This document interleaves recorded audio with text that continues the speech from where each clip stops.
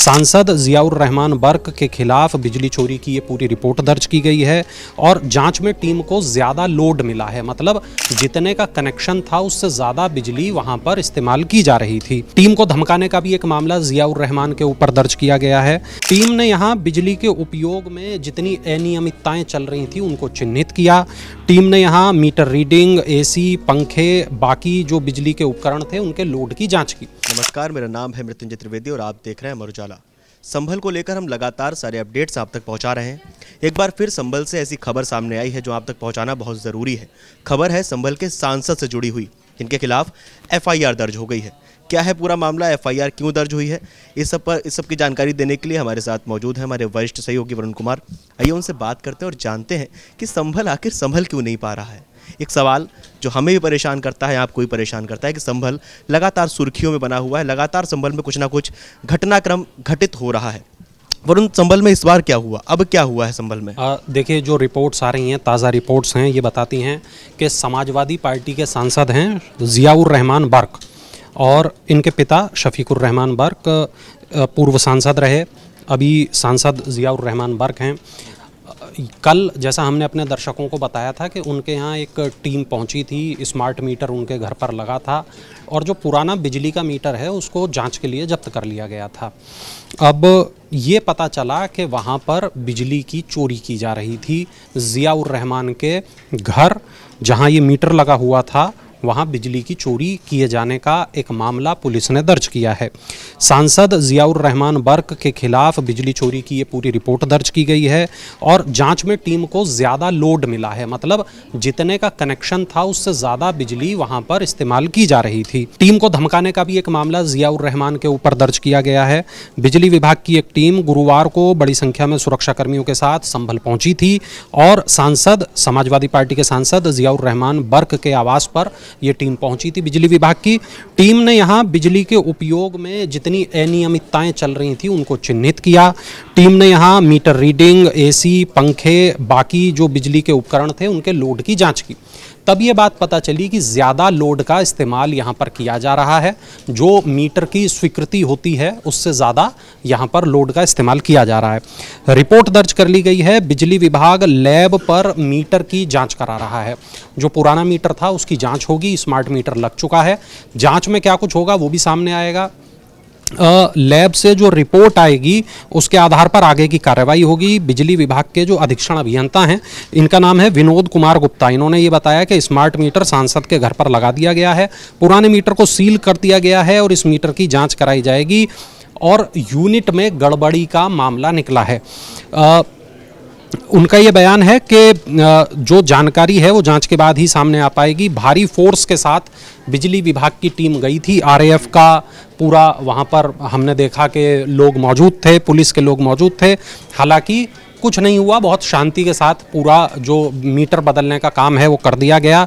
एक जो बहुत बड़ी बात है वो ये कि सांसद के ऊपर धमकाने का भी आरोप लगा है। ये कहा जा रहा है कि जियाउर रहमान बर्क ने बिजली विभाग से जुड़े लोगों को धमकाया भी है। अब ये धमकी में उन्होंने क्या कुछ कहा है, क्या उसकी अलग से एफआईआर दर्ज हुई है, जो भी अपडेट आएगा वो भी हम अपने दर्शकों को बताएंगे। मृत्युंजय, चौंकाने वाली बात ये थी, कल ना कुछ मीडिया रिपोर्ट्स देख रहे थे जिनमें ये दावा किया गया था जो सांसद का घर है वहाँ से जो बिजली विभाग से जो बिल आता है वहाँ पे 0 यूनिट का खर्चा और 0 बिल, हाँ, ऐसा चढ़ा हुआ था। बिल्कुल, देखिए ऐसी एक रिपोर्ट मीडिया में भी आई है और सोशल मीडिया में भी काफ़ी वायरल हो रही है, आप लोगों ने भी देखी सुनी होगी।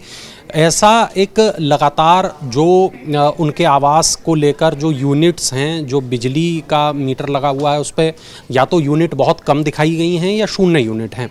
तो क्या ऐसी स्थिति में उस दौरान बिजली का इस्तेमाल नहीं हुआ, ये एक देखने वाली बात होगी। क्या उस दौरान वहाँ पर सांसद नहीं थे, क्या उस दौरान वहाँ उनके परिवार का कोई सदस्य मौजूद नहीं था, उस दौरान मीटर का जो कंजप्शन है, जो यूनिट्स हैं वो इतना कम क्यों इस्तेमाल हुआ, उसकी जांच बिजली विभाग कर रहा है। हाँ, ये एक बहुत चर्चा का विषय बना हुआ है क्योंकि किसी भी राजनेता के ऊपर अगर ये आरोप लगता है कि वो बिजली की चोरी कर रहे थे तो वो अपने आप में एक बहुत ही चौंकाने वाला मामला है। और बिजली की चोरी यकीनन एक उस तरह का मामला है कि जो उनकी छवि को ठेस पहुंचाएगा। हमने इस तरीके का मामला देखा आजम खान वाले प्रकरण में कि जहां आजम खान के ऊपर एक एक के बाद एक कई तरीके के मामले दर्ज हुए। पता चला कि कई एक के बाद एक अनियमितताएं जो है उनके द्वारा की जा रही थी। उसकी जितने मामले दर्ज हुए उन्हीं मामलों में वो आज की तारीख में जेल की सलाखों के पीछे हैं। ज़ियाउर रहमान बर्क सांसद बने हैं और ज़ियाउर रहमान बर्क अब इस वक्त जो अखिलेश यादव के जो खास लोग हैं उनमें गिने जाते हैं। समाजवादी पार्टी के वो सांसद हैं। तो ये बहुत ज़्यादा चर्चा का विषय बनेगा, राजनीति का विषय बनेगा इस पूरे इलाके में, पूरे उत्तर प्रदेश में। यदि उनके यहाँ बिजली चोरी की एफआईआर जब अब चूंकि दर्ज हो गई है तो अब इसको यकीनन इस पर राजनीति भी होगी, इस पर तमाम सवाल भी होंगे, इस पर कई तरीके की बातें भी होंगी। अब देखना ये होगा कि समाजवादी पार्टी इस मामले में क्या स्टैंड लेगी और जो जांच की रिपोर्ट आएगी वो क्या रिपोर्ट आएगी। मृत्युंजय। बिल्कुल बिल्कुल वरुण, क्योंकि आम आदमी के लिए बिजली का बिल एक अमूमन मान लो एक घर में 800 से 1000 रुपए आता ही आता है, तो सांसद के यहाँ तो और ज़्यादा चीज़ें चल रही होंगी और ज़्यादा एसी भी होगी, सब कुछ होगा। खैर, दूसरी खबर पर रुख करते हैं। संभल में जो मंदिर मिला था उसको लेके अब क्या अपडेट है? क्या एएसआई कुछ उस पर करने वाली है? एएसआई की तरफ से क्या कुछ एक्शन, कुछ डेटिंग कुछ किया जाएगा क्या? देखिए, जब हम संभल की बात कर रहे हैं तो संभल की बात पूरी नहीं हो सकती खग्गू सराय के उस मंदिर की जो चर्चा है उसके बिना। अब देखिए, ये पता चल रहा है, जो रिपोर्ट्स मेरे पास में है, कि प्राचीन जो ये शिव मंदिर है और इसके परिसर में जो कुआं मिला है इसकी कार्बन डेटिंग होगी और कार्बन डेटिंग के लिए नमूने लिए जाएंगे। नमूना लेने के लिए गुरुवार को यानी कि आज जो टीम है वो संभल पहुंच रही है। बुधवार को यानी बीते कल ही इस टीम को संभल पहुंचना था, लेकिन किसी वजह से ये टीम संभल नहीं पहुंच सकी।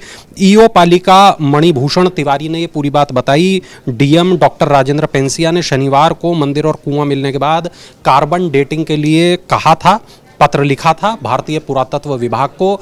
एएसआई को ये पत्र लिखा गया था। ईओ पालिका मणिभूषण तिवारी ने ये भी बताया कि खग्गू सराय स्थित ये जो प्राचीन शिव मंदिर है और कुआं है इसकी कार्बन डेटिंग की जानी है। प्रशासन ये चाहता है कि इसकी कार्बन डेटिंग हो ताकि ये पता चल सके कि आखिर ये जो कुआं है या फिर ये जो मंदिर है वो कितना पुराना है। कार्बन डेटिंग एक ऐसी विधि होती है जिसके आधार पर हम पत्थर कितना पुराना है ये हम पता कर सकते हैं। तो पत्थर की उम्र पता चलती है। ये पेड़ों में भी की जाती है, ये पत्थरों में भी की जाती है, कई तरीके से कार्बन डेटिंग की जा सकती है। तो फिलहाल यहाँ पत्थरों की कार्बन डेटिंग होगी और इससे ये पता चल सकेगा कि आखिर ये जो मंदिर है ये कितना पुराना है। एक ऐसा माना जा रहा है कि ये मंदिर करीब 200 साल या इससे ज़्यादा भी पुराना हो सकता है और इसी वजह से ये कार्बन डेटिंग कराई जा रही है। अगर ये मंदिर 200 साल पुराना है और पिछले करीब 50 साल से ये मंदिर बंद पड़ा है तो ऐसे में ये जांच का विषय है कि आखिर ऐसा क्या हो गया था कि 50 साल पहले ये मंदिर बंद हो गया था। फिर ये एएसआई के सर्वेक्षण में भी आ जाएगा। एएसआई के सर्वेक्षण में भी आ जाएगा। दूसरी बात यह कि सीएम योगी ने इस मंदिर का जिक्र विधानसभा में भी किया था। 1978 का उन्होंने जिक्र किया, जो संभल में हिंसा हुई थी, दंगा हुआ था, उसका जिक्र किया। क्यों हिंदू वहां से पलायन कर गए इसकी चर्चा पूरे उत्तर प्रदेश में हो रही है संभल मामले की। अब क्या वो जो मंदिर है वो कितना प्राचीन है, उसका क्या महत्व रहा है, प्रशासन जो पुराने गजेटियर होते हैं उसमें इस बात को तलाश करेगा। खबर ये भी सामने आई थी वरुण की 1978 में जो दंगे हुए थे उसकी फाइल दोबारा ओपन हो सकती है। बिल्कुल मांगा गया था, पेंसिया डीएम जो वहाँ के हैं उनसे मांगा गया था कि वहाँ की जो दस्तावेज हैं वो पेश किए जाएं, उसकी जानकारी दी जाए कि 1978 में ऐसे क्या हालात थे, उसकी फाइल दोबारा रीओपन की जाए। ऐसी भी खबरें सामने आई थी। बिल्कुल।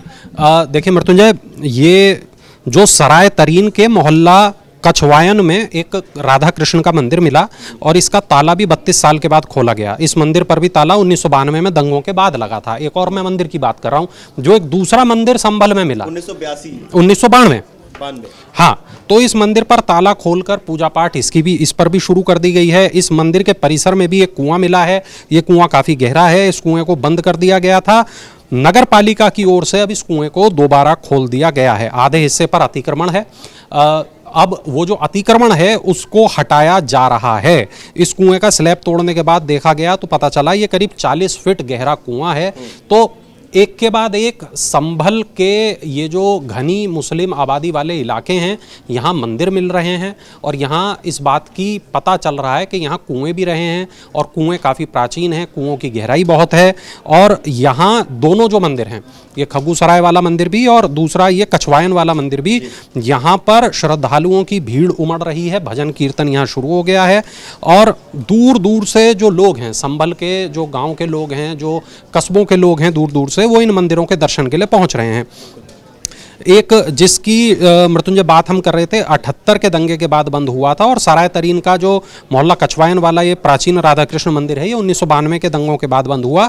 इन दोनों ही मंदिरों को ताला लगा दिया गया था क्योंकि हिंदू आबादी यहाँ से दंगों के बाद पलायन कर गई थी।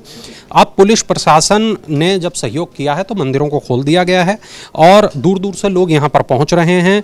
आरती दोनों वक्त हो रही है और 7 कैमरे यहाँ बुधवार यानी कि बीते कल यहाँ लगा दिए गए हैं और मंदिर की जो सुरक्षा है उसमें कोई कोताही ना हो, उसके लिए यहाँ पर पुलिस के लोग भी यहाँ तैनात हैं ताकि मंदिरों की सुरक्षा की जा सके। जो आरती हो रही है, जो यहाँ पर दूर दूर से श्रद्धालु हो रहे हैं, पहुँच रहे हैं और किसी प्रकार का कोई उन्माद ना फैले, किसी प्रकार की कोई हिंसा ना हो, किसी प्रकार की कोई जो व्यवस्थाएं हैं वो खराब ना हो, उनको बनाए रखने के लिए ये प्रशासन और पुलिस ये पूरी कवायद कर रहे हैं। लगातार अतिक्रमण भी हटाया जा रहा है मंदिर के आसपास के इलाकों से। खैर वरुण साहब, जिक्र करते हैं वहाँ से जहाँ से संभल सुर्खियों में आया।